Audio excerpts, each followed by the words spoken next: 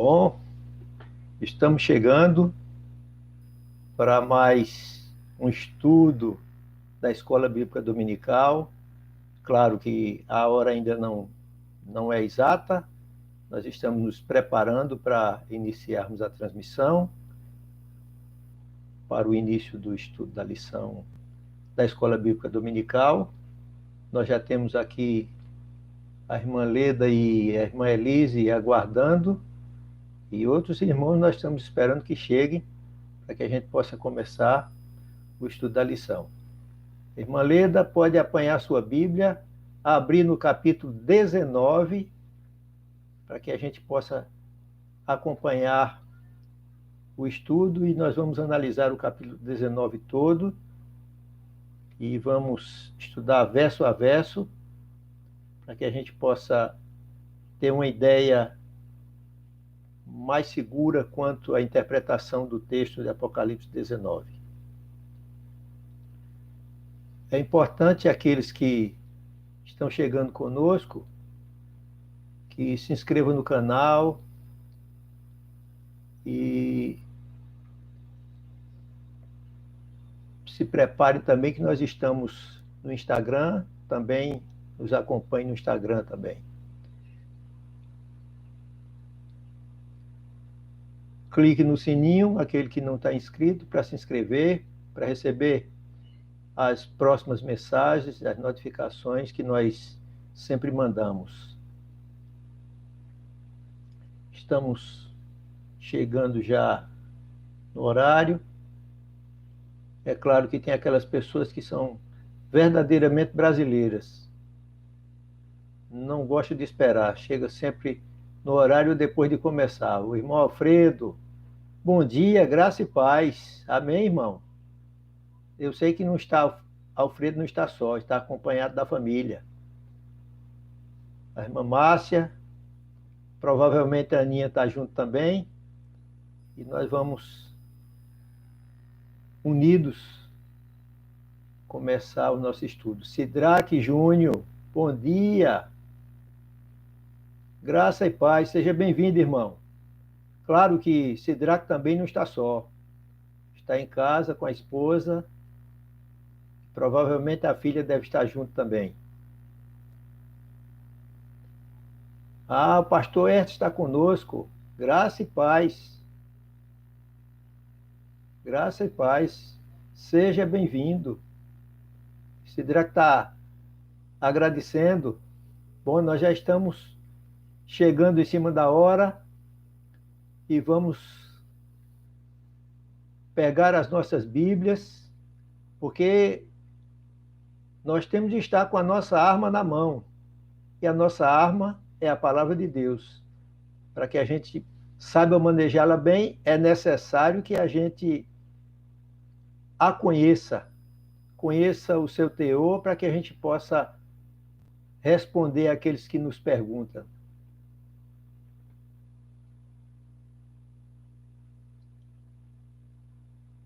E a irmã Leda está aguardando e está agradecendo. Irmã, não precisa agradecer, nós estamos juntos para estudar a palavra. Muito bem.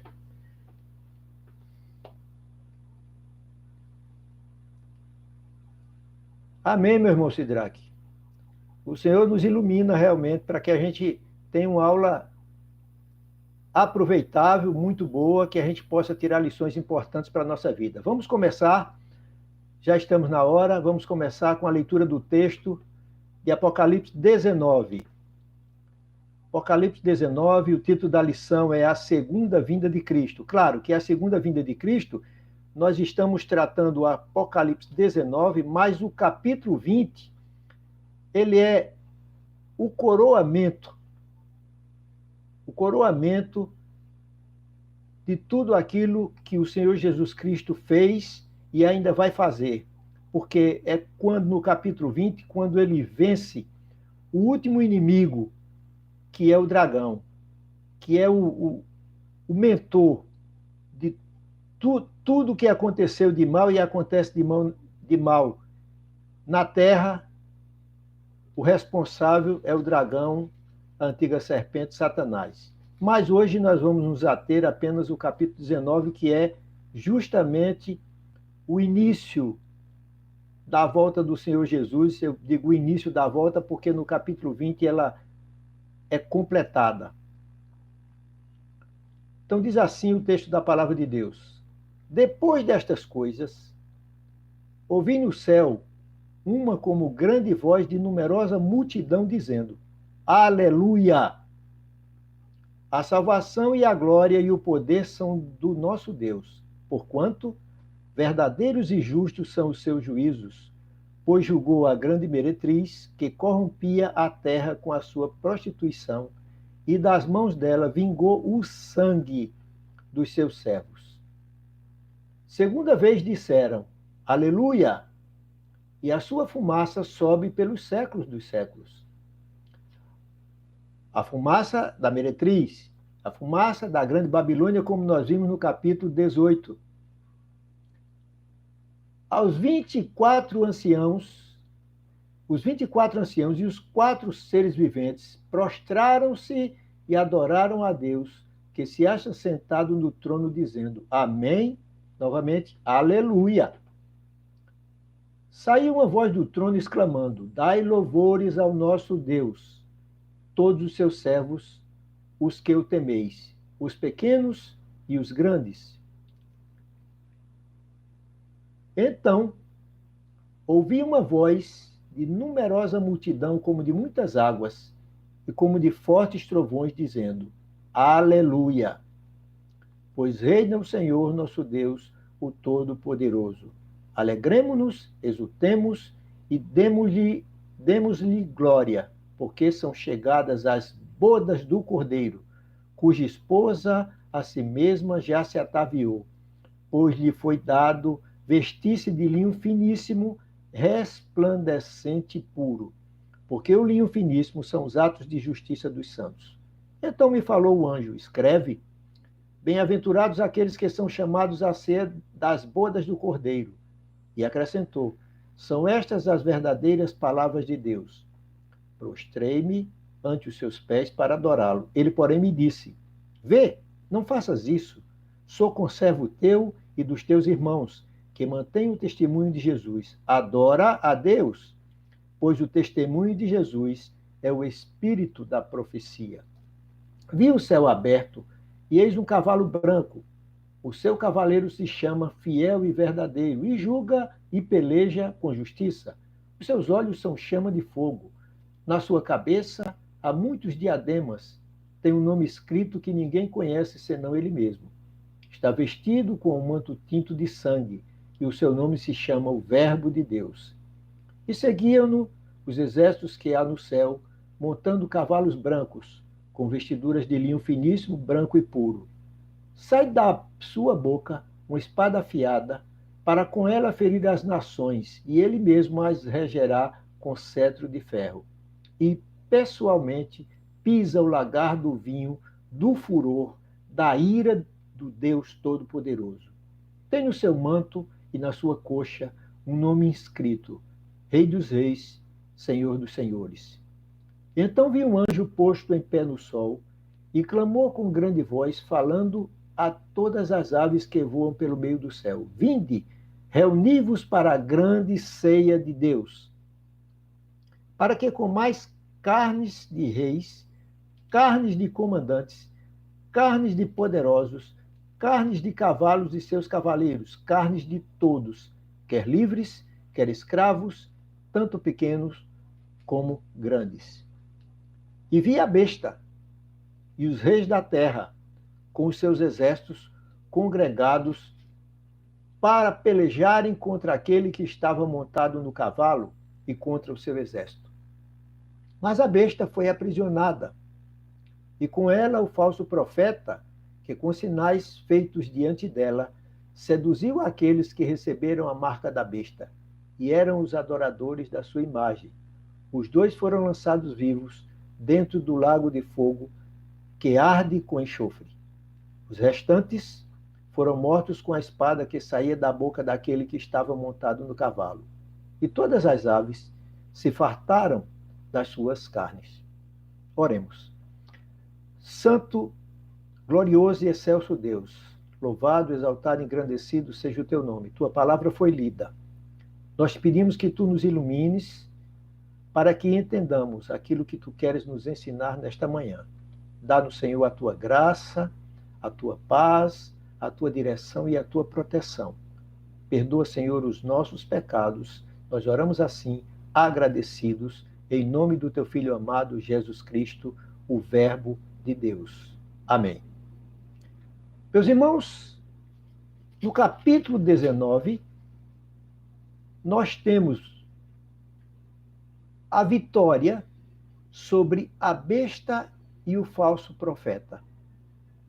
Nós já vimos no capítulo anterior, no capítulo 18, a ruína da grande Babilônia, a grande meretriz. Nós estudamos que a igreja apóstata e o sistema mundano, político-econômico, ruiu na vinda do Senhor Jesus Cristo. E agora nós vamos ver no capítulo 19 a derrota da besta e do falso profeta. Fica faltando apenas o dragão, a antiga serpente, Satanás, que nós vamos ver a derrota dele no capítulo 20. E é preciso que nós entendamos que a ordem agora é inversa. A apresentação no livro do Apocalipse, Satanás vem em primeiro lugar, o dragão vermelho. Depois vem a besta que emerge do mar, o anticristo, a besta que emerge da terra, o falso profeta, e a grande meretriz, a mulher vestida de púrpura, como nós estudamos, que é justamente a grande Babilônia, a igreja apóstata, o sistema mundial corrupto. Eles foram apresentados nesta ordem, mas agora o sentido é inverso, em importância. A importância deles vem, em primeiro lugar ou em último lugar de importância, a grande Babilônia. Ela é vencida primeiro. Depois nós vemos a vitória sobre a besta e o falso profeta. E, por fim, a vitória sobre o maior inimigo da igreja, ou o maior inimigo de Jesus Cristo, que é Satanás. Essa é a ordem que o Apocalipse apresenta a derrota dos inimigos de Deus, dos inimigos da igreja de Cristo. E nós vamos analisar o capítulo 19, como ele traz esses acontecimentos. É preciso nós considerarmos que o Apocalipse ele apresenta sessões paralelas, coisas que foram contadas já anteriormente. O juízo final, a vitória de Cristo já foi contada em capítulos anteriores. Mas é como se João trouxesse o mesmo assunto várias vezes, por ângulos diferentes, para que todos os leitores possam entender toda a história da igreja e a vitória de Jesus Cristo. Ninguém pode dizer que ele não explicou bem as visões, porque as visões são explicadas várias e várias vezes. Nós podemos compreender que os 7 selos, as 7 trombetas e os 7 cálices, as 7 taças, elas contam a mesma coisa, contam a mesma história, os mesmos fatos, os mesmos acontecimentos de maneira diferente, de maneira que as pessoas que leem possam entender bem o que é que cada um desses assuntos, ou melhor, cada uma dessas visões apresenta, a fim de que os leitores, em primeiro lugar, os leitores da época de João, da igreja primitiva, que tinham mais acesso aos fatos que estavam acontecendo naquela época, e nós hoje, que já conhecemos a história, o que foi que aconteceu na história, o que está acontecendo, e temos já previsão daquilo que pode acontecer até o final dos tempos. Nós temos mais elementos para entender o livro do Apocalipse, porque nós já conhecemos as profecias que foram cumpridas. Eles ainda estavam esperando o cumprimento das profecias. João estava mostrando o futuro. Nós já estamos vendo parte desse futuro que hoje é presente acontecer e estamos aguardando o futuro final, podemos dizer assim, os fatos que concluem a história. Para nós falta pouco tempo para que isso se cumpra pelos sinais que Jesus Cristo mandou que nós observássemos. Os sinais estão aí para nós vermos que o mundo está nos seus estertores, está no fim. Só não vê quem não presta atenção, mas quem presta atenção percebe, seguindo as profecias, percebe que as coisas estão acontecendo para o término da história. E João começa o capítulo 19 dizendo: depois destas coisas, ouvi no céu uma como grande voz de numerosa multidão dizendo: Aleluia! Louve ao Senhor. Observe que aqui, essa palavra aleluia aparece 1, 2, 3, 4 vezes. A palavra aleluia aparece nesse trecho do capítulo 19. Sempre chamando o louvor a Deus.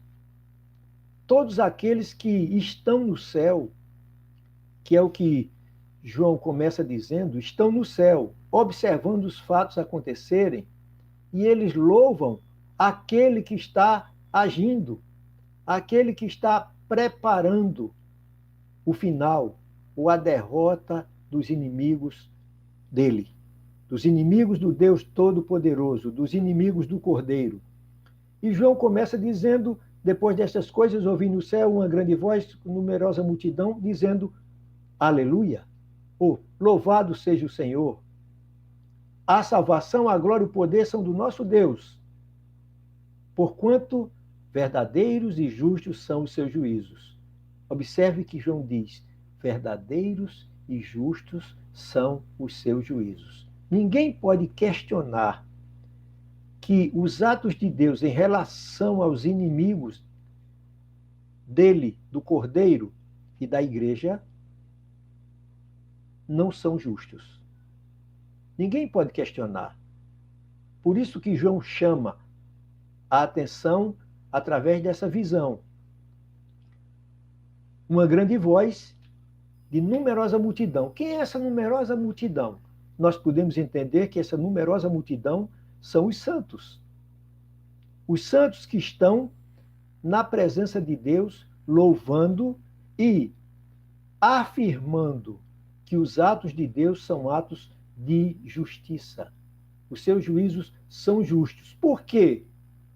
Por que são justos? Porque ele deu a cada um aquilo que cada um merecia. Observem bem. Pois julgou a grande meretriz que corrompia a terra com a sua prostituição. E o mais importante, vingou, e das mãos dela, vingou o sangue dos seus servos. Aquilo que foi pedido no capítulo 6, pelas almas que estavam debaixo do altar. Até quando, Senhor, não tomas vingança daqueles que habitam sobre a terra? Até quando o Senhor não vai agir contra a grande meretriz? Até quando o Senhor não vai agir contra o sistema mundial que perseguiu e martirizou a igreja? Aqui está a resposta de Deus. Lembra que no capítulo 6, Deus manda que eles aguardem um pouco, até se completarem o número dos conservos, daqueles que haveriam de também passar pelo sofrimento, mas vencer. Nós estamos vendo aqui Lúcia Menezes, graça e paz. Socorro Tenório também. Amém, minha irmã, seja bem-vinda. E ela está também parabenizando o presbítero pelo seu aniversário e pelo guia do presbítero. Obrigado, minha irmã. Deus a abençoe. A Isidraque está perguntando. Em Isaías já se revelava a queda da Babilônia, Mário. É a mesma de Apocalipse. Nós sabemos que todas as profecias do Velho Testamento apontam para o final, para a volta de Jesus Cristo, para a vitória do Messias. E as profecias de Isaías, as profecias de Ezequiel, as profecias de Daniel, as profecias de Isaías, todas elas apontam para o fim e apontam para a vitória de Jesus Cristo. Então, nós não podemos dissociar as profecias do Velho Testamento das profecias do Apocalipse. Estão entrelaçadas, interligadas. Por quê? Porque João baseou esse livro no profeta Daniel, no profeta Ezequiel.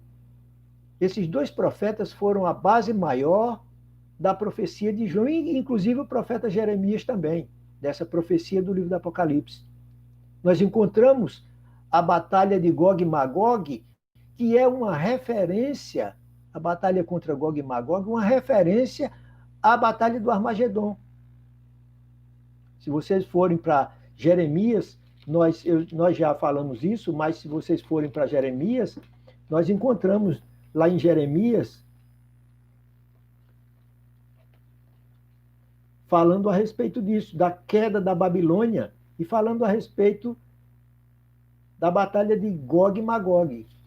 Então nós encontramos ligação, referência, unidade. A Bíblia é uma unidade, embora haja muitos escritores, profetas diferentes, mas a unidade de revelação existe. Por quê? Porque é a palavra de Deus.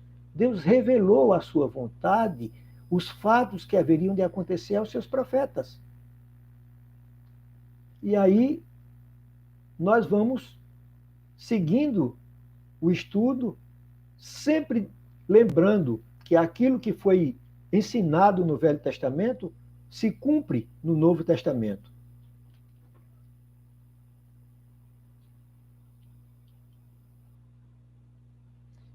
E o pastor está dizendo, Jesus é a chave hermenêutica de toda a Bíblia. Verdade. Jesus é o centro de tudo que tem na Bíblia.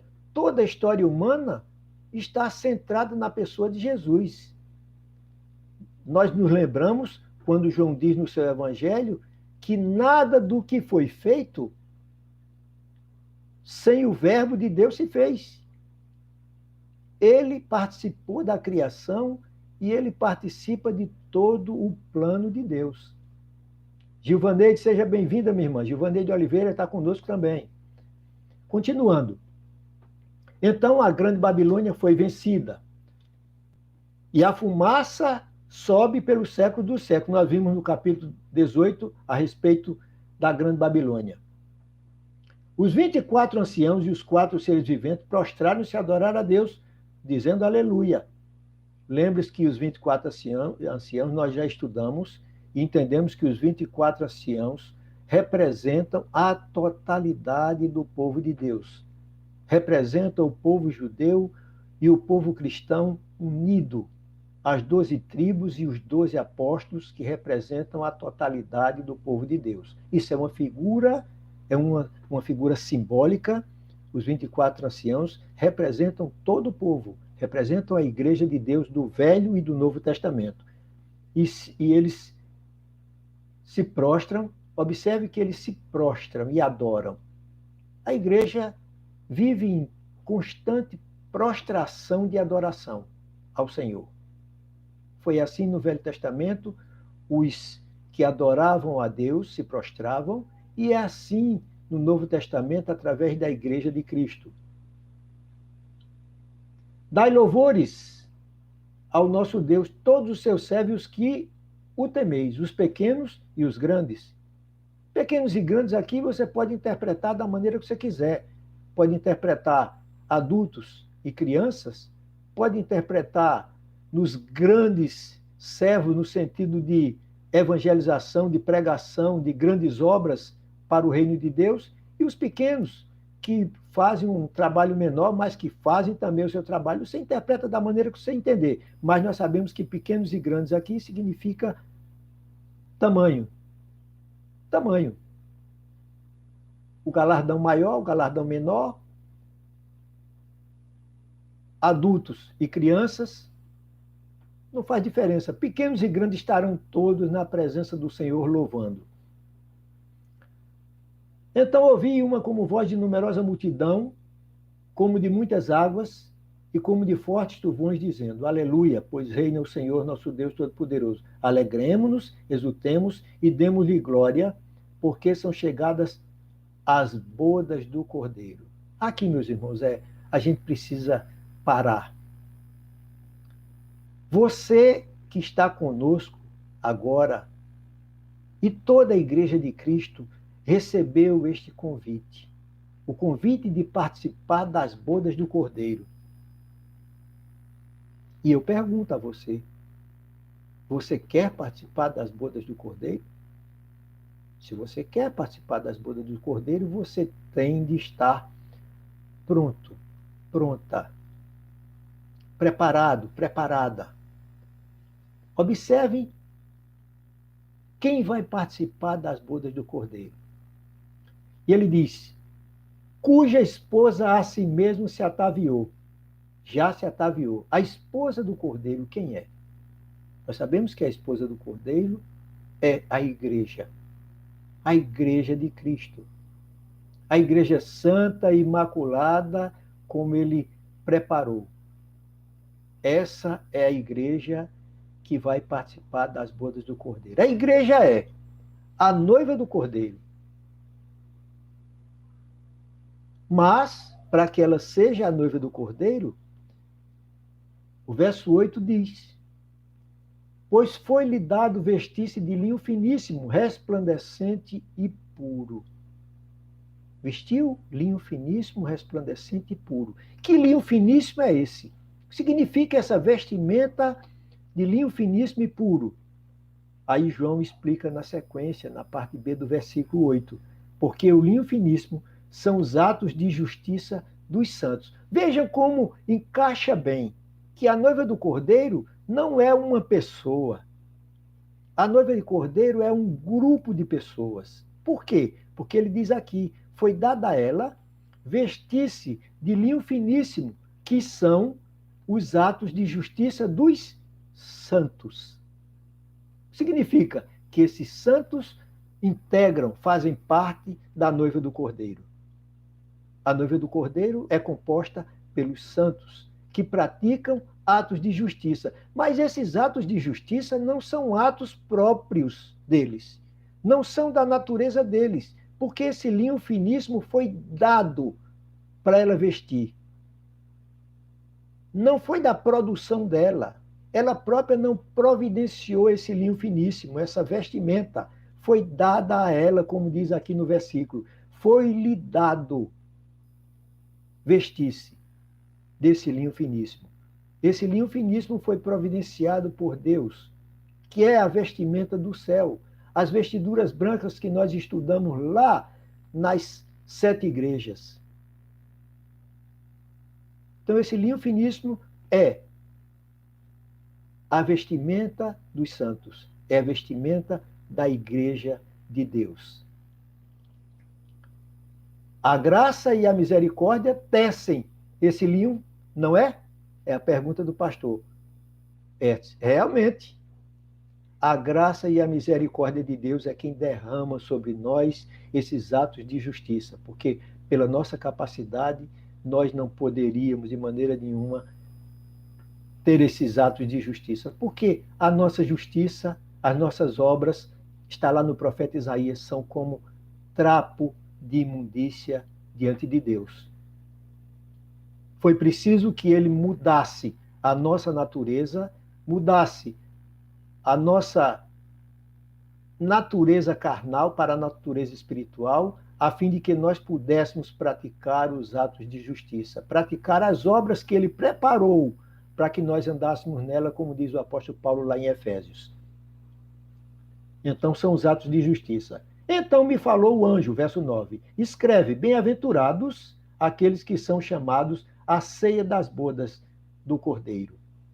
E acrescentou, são estas as verdadeiras palavras de Deus. Meus irmãos, as bodas do Cordeiro que ele diz que são bem-aventurados aqueles que são chamados às bodas, ou à ceia das bodas. Quem são os chamados? A mesma quantidade de pessoas que compõem a noiva, que compõem a igreja. Os convidados são os mesmos. Eles são, ao mesmo tempo, a noiva do Cordeiro e são os convidados para participar da ceia das bodas. É preciso que vocês façam uma análise, uma observação. O que é bodas? Bodas é cerimônia, festa de casamento. E o casamento na cultura judaica era muito solene, porque o casamento começava no noivado. O noivo, o rapaz, quando escolhia a moça para noivar e firmava o compromisso de noivado, ele estava já desposado com ela. Era um compromisso firme, muito sério. E havia uma sequência de atos solenes que acompanhava toda a história até o dia das núpcias, até o dia da consumação do casamento. Nós encontramos o compromisso de José e Maria. José estava desposado com Maria, ou seja, ele era noivo.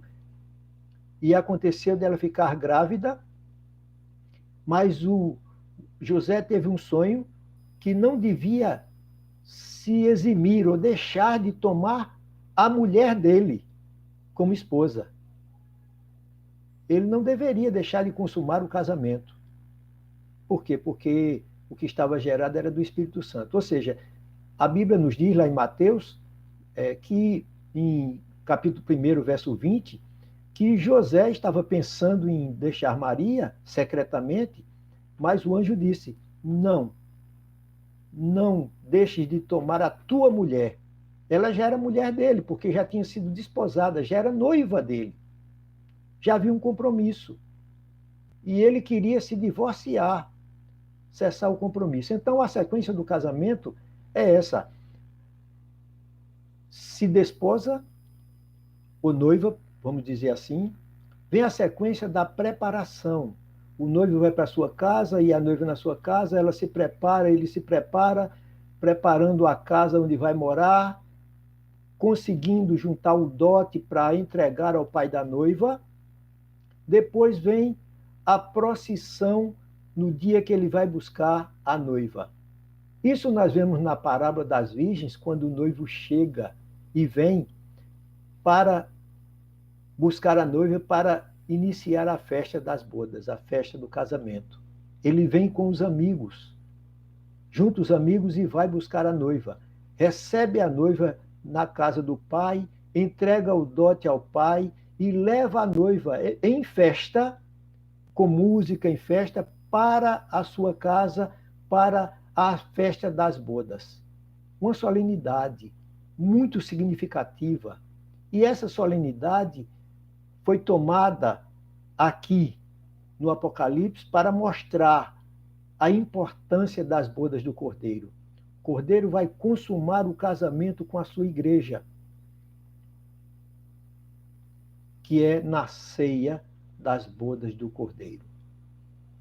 E nós, aqueles que resolveram aceitar o convite, nós estaremos presentes nessa ceia das bodas do Cordeiro. Prostrei-me ante seus pés para adorá-lo, ele, porém, me disse: vê, não faças isso, é o verso 10. Sou conservo teu e dos teus irmãos que perseveram, mantêm o testemunho de Jesus. Adora a Deus, pois o testemunho de Jesus é o espírito da profecia. O significado de testemunho de Jesus é o espírito da profecia é que quem testemunha de Jesus tem o espírito profético, porque o Espírito Santo fala através dele. O testemunho é o espírito da profecia. Não porque a profecia é só vidência, é só ver o futuro, não. A profecia é a pregação da palavra. É o testemunho que se dá a respeito de Jesus Cristo. O testemunho de Jesus é o espírito da profecia. Agora, a profecia pode ser de revelação, pode ser de interpretação da palavra, mas é a profecia, é o testemunho de Jesus. Então, nós vimos o júbilo no céu.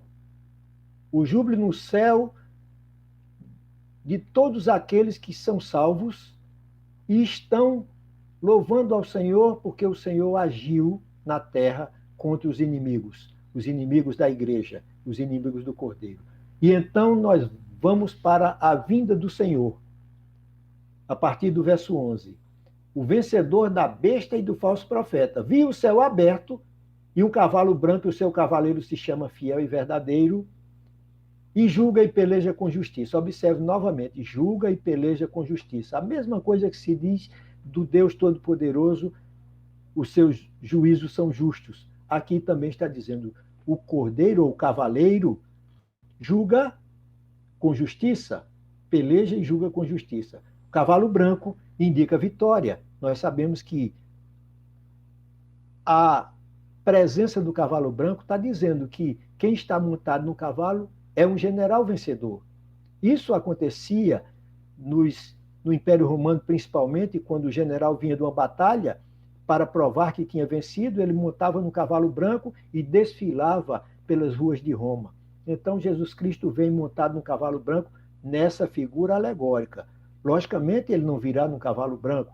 Por quê? Porque a Bíblia nos diz que, da forma como vistes, ele voltará nas nuvens. Então, aqui é um simbolismo do general vitorioso que vem para mostrar o seu poder de vencedor.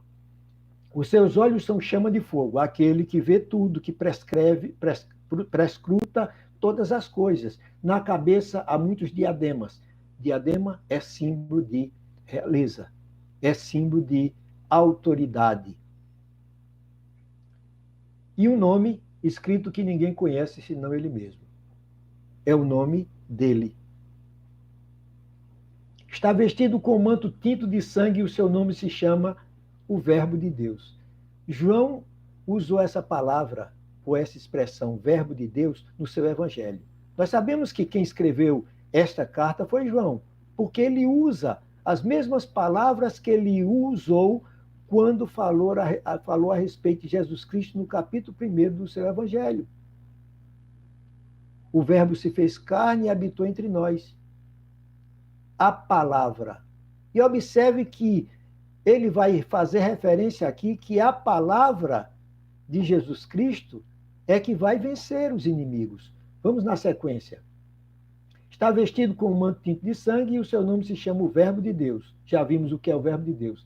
Seguia-nos os exércitos que há no céu montando cavalos brancos com vestiduras de linho finíssimo, branco e puro. Novamente a mesma coisa. Linho finíssimo, branco e puro. Sai de sua boca uma espada afiada para com ela ferir as nações. E ele mesmo regerá com cetro de ferro e pessoalmente pisa o lagar do vinho do furor da ira do Deus Todo-Poderoso. Tem no seu manto e na sua coxa o nome inscrito, Rei dos Reis, Senhor dos Senhores. Então observe. Sai da sua boca uma espada afiada.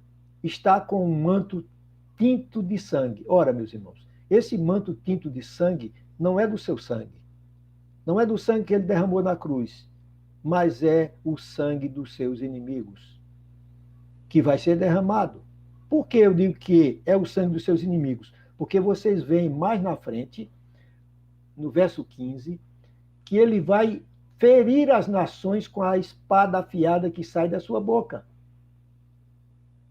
Regerá com cetro de ferro e pessoalmente pisa o lagar do vinho do furor da ira do Deus Todo-Poderoso. Nós vimos essa expressão do lagar, do vinho, no capítulo 14, no verso 20 do capítulo 14, quando há vindima e a videira da terra é vindimada, ou colhido os seus frutos, as suas uvas, e é lançado no lagar da cólera de Deus. E o lagar foi pisado fora da cidade, e correu sangue do lagar até os freios dos cavalos numa extensão de 1.600 estádios. Isso é uma figura de linguagem, é uma expressão, força de expressão, mas indica justamente a fúria, a cólera de Deus em tratar os seus inimigos. E o lagar foi pisado fora da cidade. Quem pisou o lagar? Aqui está a resposta. Pessoalmente, no verso 15, pessoalmente pisa o lagar do vinho do furor da ira de Deus Todo-Poderoso. E o sangue do seu manto é esse sangue, essa figura do sangue dos seus inimigos. Tem no seu manto, na sua coxa, o nome escrito: Rei dos Reis, Senhor dos Senhores. Ele veio para reinar. Ele veio para ser superior aos reis da terra. É o Rei dos Reis, o Senhor dos Senhores. Então viu o anjo posto no pé no sol, clamou com grande voz, falando a todas as aves que voam pelo meio do céu: Vinde reuni-vos para a grande ceia de Deus, para que comais carne de reis, carne de comandante, carne de poderosos, carne de cavalo, seus cavaleiros, carne de todos, quer livres, quer escravos, tanto pequenos como grandes. Observe aqui, tanto pequenos como grandes. A mesma coisa que nós vimos a respeito dos servos do Senhor, pequenos e grandes. E vi a besta e os reis da terra com seus exércitos congregados para pelejarem contra aquele que estava montado no cavalo e contra seu exército. Aqui está a batalha do Armagedon. Aqui está a batalha final. Estavam prontos para lutar contra os exércitos de Deus. Mas, meus irmãos, observe que Jesus não vem com uma espada na mão.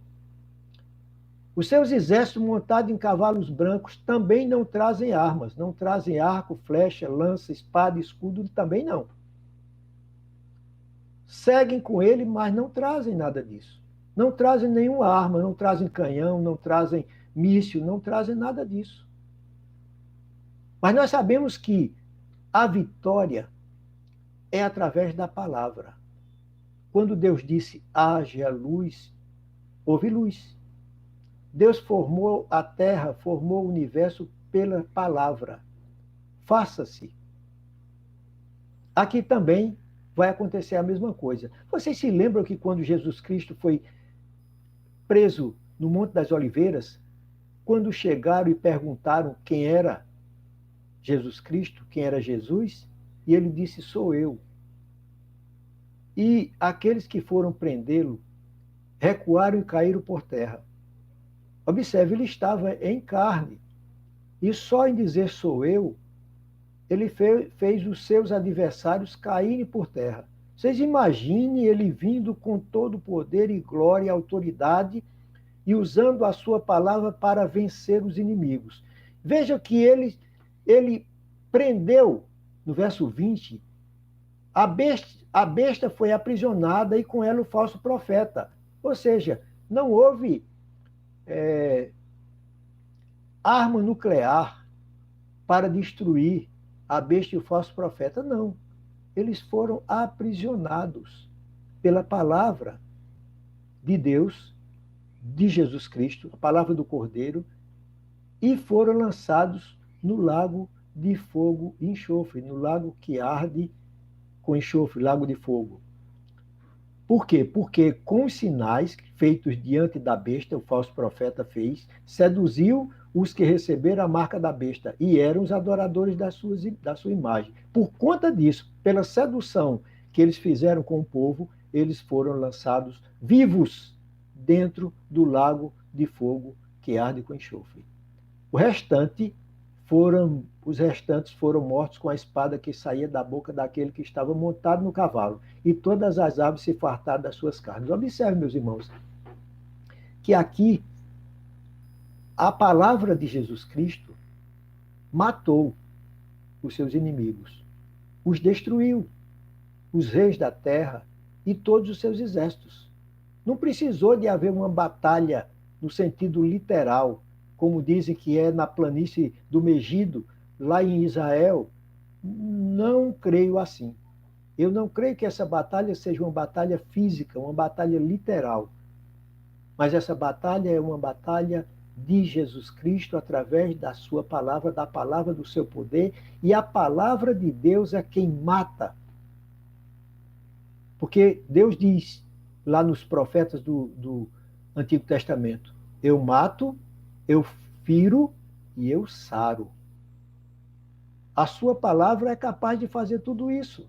É capaz de matar, é capaz de ferir, é capaz de sarar. Aqui os inimigos são mortos, e as aves do céu comerão as suas carnes. Claro que isso é uma figura de linguagem, para dizer que eles foram destruídos, ou seja, mortos. Eles foram mortos, eles deixaram de existir. Toda a humanidade iníqua, toda a humanidade corrompida vai ser morta, vai ser destruída, para no final ressuscitarem para a condenação, como diz a palavra do juízo final, que Jesus Cristo vai fazer com que todos ressuscitem e recebam segundo o que está escrito no livro pelas suas obras. Marilude Costa está conosco também, Mário Oliveira conosco também. Nós estamos chegando ao final da aula, mas, meus irmãos, é importante a gente ver que a grande meretriz, Babilônia, o sistema mundano, foi destruído. Aí você diz, e quando foi destruído? Foi destruído antes e agora a destruição dos exércitos. Meus irmãos, é uma sequência que não é sequência cronológica. É sequência de narração, como eu disse. São fatos narrados de maneiras diferentes, mas o mesmo fato. A vitória contra a Babilônia, ou contra a meretriz, está incluída aqui nesse verso 21, nesse verso 20, nesse verso. Está incluído. Porque os inimigos de Deus estão na grande Babilônia. Os reis da terra e seus exércitos estão na grande Babilônia. E foram destruídos, e foram vencidos. O caos que se instalou no reino da besta, as trevas que se instalaram, mostram o início do fim da grande Babilônia. E a sua fumaceira sobe até o céu. Então não há uma dissociação de ideias. Apenas João explica a vitória sobre um, a vitória sobre o outro, como Deus vence através de Jesus Cristo a grande Babilônia, como Deus vence a besta e o falso profeta e os aprisiona no lago de fogo, vivos, para que eles recebam a pena eterna. Quem vai ser lançado lá também no lago de fogo, vivo, é Satanás, o dragão, a antiga serpente. Então, meus irmãos, esse é o capítulo 19, é o capítulo que dá o preâmbulo da vitória final de Jesus Cristo, quando os seres que estão no céu, tanto os anjos quanto os santos que estão representando a igreja de Cristo, louvam a Deus porque Deus agiu contra os seus inimigos, dão louvores, aleluias ao Senhor. Ao mesmo tempo, Jesus Cristo vem como um cavaleiro vitorioso para vencer os inimigos com a força da sua palavra, ou a espada afiada que sai de sua boca. Na sequência, no capítulo 20, nós vamos ver o ápice dessa vitória através da prisão de Satanás e através do lançamento dele no lago de fogo, lá na frente, porque a prisão de Satanás já aconteceu há muito tempo, quando Jesus Cristo venceu na cruz, mas ele será solto para que haja a sua derrota final.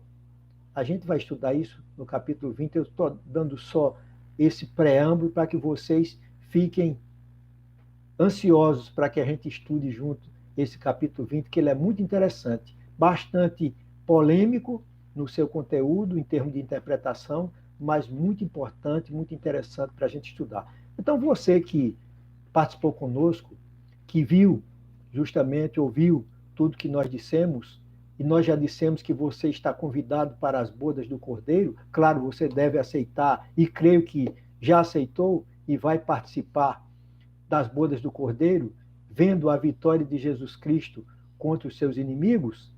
Então, essa é a reflexão que nós temos de fazer. O que é que nós temos feito para estarmos prontos para receber de Jesus Cristo o convite? Vinde, benditos do meu Pai, possuí o reino que vos está preparado desde a fundação do mundo. Estamos prontos? Estamos como as virgens sábias, as virgens que estavam com o azeite na botija para entrar para as bodas do Cordeiro? Se não estamos, vamos providenciar o azeite para encher as nossas botijas, a fim de que nós estejamos prontos para entrar e participar das bodas do Cordeiro. Que o Cordeiro do Senhor nos abençoe. E os irmãos estão aqui dizendo glória a Deus, aleluia, crendo que é assim mesmo. E nós vamos participar com o Senhor das bodas. Isso nos emociona. O que nós temos feito para nos preparar? Façamos, ainda há tempo. O Senhor está aguardando que nós estejamos prontos para vir buscar a sua igreja. Amém, meus irmãos. Deus nos abençoe, nos faça entender assim e nos dê graça, e que a graça e a paz do Senhor seja multiplicada sobre todos que estão conosco nesta manhã. Amém.